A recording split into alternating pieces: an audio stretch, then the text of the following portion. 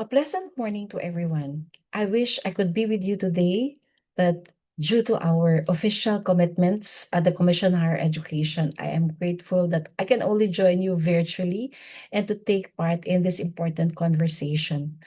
Our theme, building a sustainable and inclusive social impact ecosystem, is really timely to empower Asian women.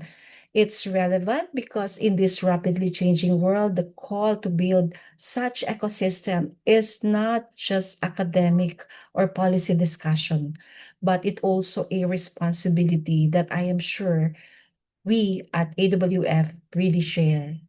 Allow me to please share my discussion on the topic that was provided by the organizers. So I believe that when women rise, building inclusive pathways for Asia's future is secured. Well, I would like to share a bit of history of our women leaders throughout time. Her story that during the pre-colonial period, women played a significant role as well in society, such as priestess, healers, and warriors. But in the Spanish colonial period, they take on more role in terms of education, although it was limited and heavily influenced by religious teachings. But during the American period, the public school system was already introduced, and this provided equal access to education for both boys and girls.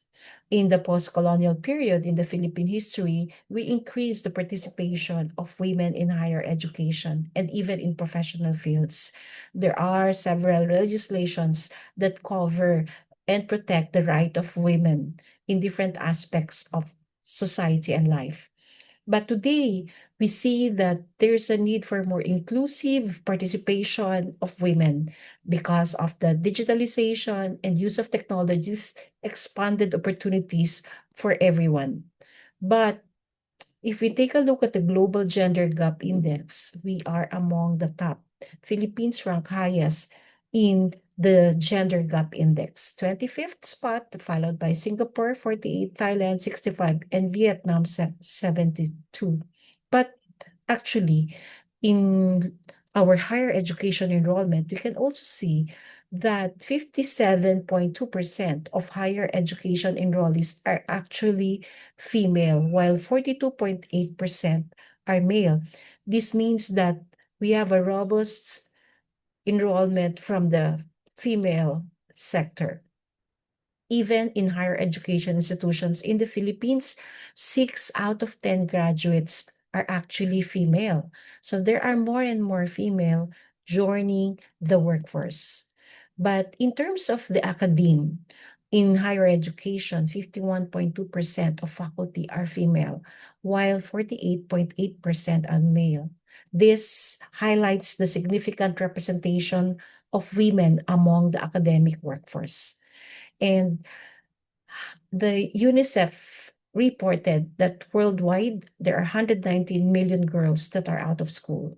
So this is a picture that we have today, and only 49% of countries have achieved gender parity in primary education. At the secondary level, the gap widens. 42% of countries have achieved gender parity in lower secondary education, and only 24% in upper secondary education. So this brings to us a discussion on the reasons why there are many barriers to girls' education. It can be extreme poverty, child marriages, gender-based violence, and this varies among countries and among communities. And in fact, in some poor families, they often favor boys to go to school and or when they are investing in education. In some places, schools do not meet safety, hygiene, and sanitation for our girls. The cause of inequality. It is estimated that this is $160 trillion in loss of wealth in 2018. So, what are the main obstacles and how do we really zoom in on these issues? One is gender bias, textbooks, teaching practices, underrepresentation of female teachers, school-related gender violence, and barriers to welcoming pregnant girls and women and young mothers in school. AWF has espoused the three E's of economic empowerment, of education for all, and environmental stewardship. These are great mottos and direction for all of us women leaders. We must build ecosystems that uplift women in every stage of life, that education that equips them with digital and global competencies, the policies that protect equal opportunities, industry partnership that provide mentorship, financing, and entrepreneurial spaces, and communities that support women in balancing their multiple roles. But we have only 5 years left for SDG for 2030. Education 2030 aims to promote and provide equitable and quality education and lifelong learning for everyone. So, if we want to promote education for all, we must not leave girls and women behind.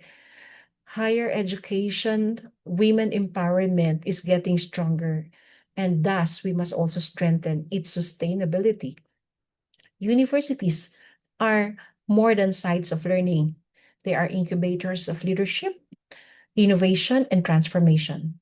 Higher education indeed can model inclusions in classroom and curricula, mentor future women leaders through networks just like AWF internship mobility programs that we can think of, and build bridges to industry and civil society, ensuring supportive ecosystem for graduates.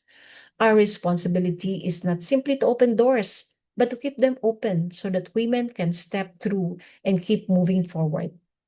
So, my dear friends, when women succeed, the benefits ripple outward. Research show that women reinvest in up to 90% of their income into their families and communities, compared to 30 to 40% of men. This is according to UN Women statistics. This reinvestment leads to better education, health, and opportunities for children. In empowering one woman, we will empower generations. So, my dear friends, together let us empower. We empower. We remind ourselves that we are preparing not just graduates, but future leaders, innovators, and change makers. Leadership will only be sustainable if it is inclusive. Innovation will only be meaningful if it is accessible. And change will only be transformative if it is shared by all. So, to all of you women leaders, congratulations. And I do really hope that we will meet in the future. Thank you very much and congratulations, AWF, Dr. Sasaki. I have full admiration to what you do and I hope you continue on. And thank you so much for inviting me. Again, maraming salamat po.